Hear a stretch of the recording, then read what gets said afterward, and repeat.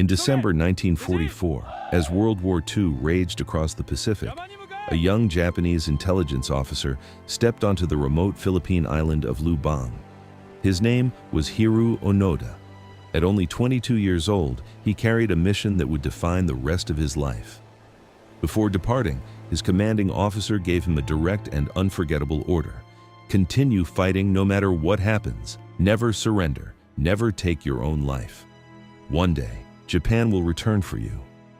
Those words would become the foundation of everything that followed. As American forces pushed relentlessly across the Pacific and the Japanese Empire began to crumble, Onoda and a small group of soldiers were ordered to remain behind enemy lines and wage guerrilla warfare for as long as possible. They were trained to survive in isolation, gather intelligence, sabotage enemy operations, and resist until reinforcements arrived. At the time, no one imagined that mission would last nearly 3 decades. Only months later, the war came crashing to an end. In August 1945, after the atomic bombings of Hiroshima and Nagasaki, Japan officially surrendered. Across Asia and the Pacific, millions of soldiers laid down their weapons. Families celebrated. Prisoners returned home. The deadliest conflict in human history was finally over. But deep within the jungles of Lubang Island, Hiroo Onoda never accepted that reality. When aircraft dropped leaflets announcing Japan's surrender, he examined them carefully and dismissed them as enemy propaganda. The Americans were trying to trick him. The war could not possibly be over. His commanders had promised they would return. He believed his duty was to remain hidden and continue resisting. And so, while the rest of the world moved forward, Onoda remained trapped in a war that no longer existed. The jungle became his entire universe. Thick vegetation swallowed every path. Torrential rains turned the ground into mud. Tropical heat suffocated during the day, while insects and disease lurked around every corner. Yet, Onoda adapted. Alongside his companions, he built makeshift shelters from bamboo and palm leaves. They survived on coconuts, bananas, wild fruit, and whatever supplies they could obtain. Every movement was planned carefully. Every sound in the forest could signal danger. They lived constantly on alert, convinced enemy patrols were searching for them.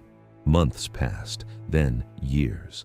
As time went on, the soldiers remained convinced that the surrender announcements were nothing more than psychological warfare. The world outside changed dramatically.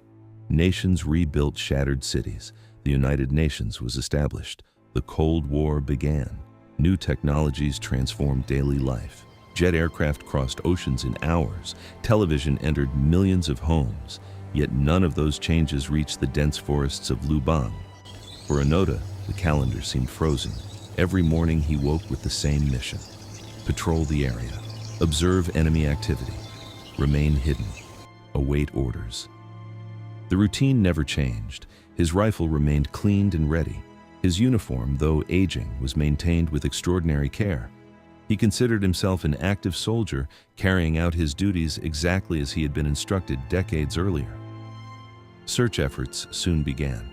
Japanese authorities knew some soldiers had remained isolated after the war and launched missions to bring them home. Aircraft dropped additional leaflets.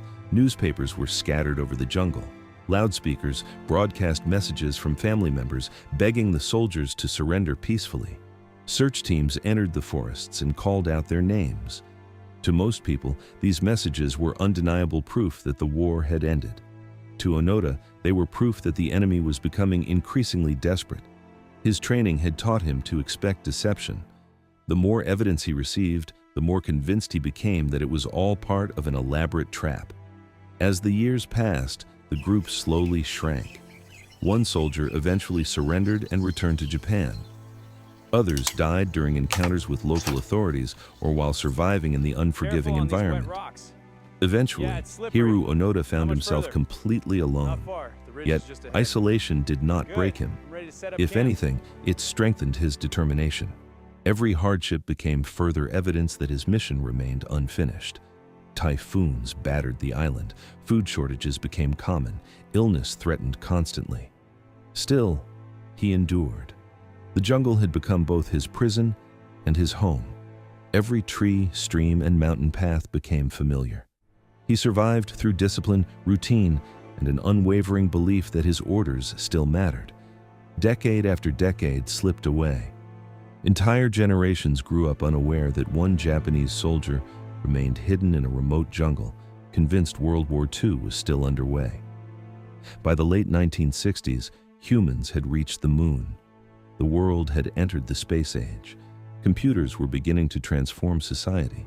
Yet Onoda continued carrying out military patrols, preserving ammunition, and watching the horizon for reinforcements that would never arrive.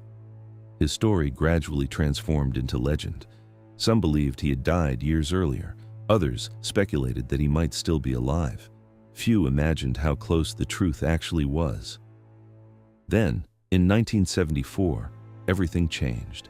A young Japanese adventurer named Norio Suzuki became fascinated by the mystery.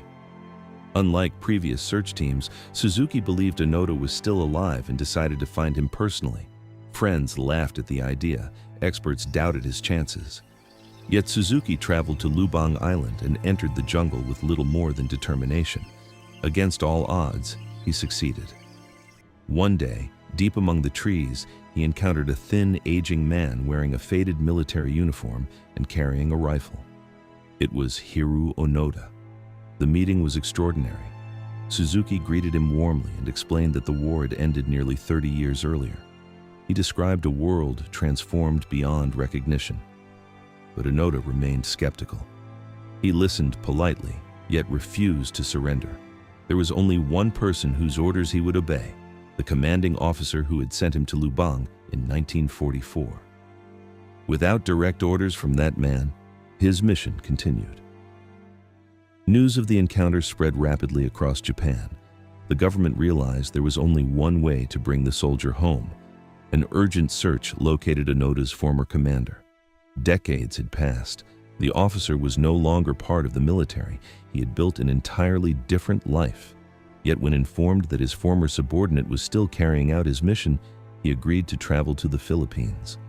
The journey felt almost surreal. A man who had given wartime orders in 1944 was now preparing to end a mission that should have concluded nearly 30 years earlier. When the two men finally met in the jungle, history seemed to pause. Standing face to face beneath the tropical canopy, the former commander formally relieved Hiroo Onoda of duty. The mission was over. The war was over. Japan had surrendered long ago. For the first time since 1944, Onoda accepted the truth.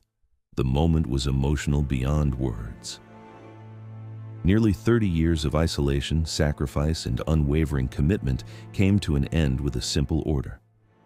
On March 10, 1974, Hiroo Onoda emerged from the jungle. The world watched in amazement. He wore the same military uniform he had maintained for decades. His rifle remained operational. His equipment was still intact. Photographs of the moment spread across newspapers worldwide. Millions struggled to comprehend the scale of what had happened. While humanity had rebuilt civilization, reached space, and entered the modern era, one soldier had remained mentally frozen in the final months of World War II. Returning to Japan proved almost as challenging as surviving the jungle. The country he remembered no longer existed. Modern skyscrapers dominated city skylines. High-speed trains crossed the nation. Technology surrounded everyday life. A new generation had grown up in peace and prosperity. The Japan of 1944 had vanished forever. Onoda had to learn how to live in a world completely different from the one he left behind. Despite the shock, he gradually adapted, becoming a symbol recognized around the globe. Even today, historians continue debating his legacy. Some view him as the ultimate example of loyalty and dedication. Others see him as a tragic reminder of the psychological consequences of war. Many believe he was both. Regardless of interpretation, his story remains one of the most extraordinary survival accounts ever documented. For nearly 29 years, Hiroo Onoda carried out a mission that had lost its purpose long before. He endured isolation, hardship, and uncertainty while remaining faithful to orders given in a completely different era. His journey stands as a powerful reminder of how deeply duty, belief, and conviction can shape a human life. And when he finally stepped out of the jungle in 1974, he did more than return home. He closed one of the final chapters of World War II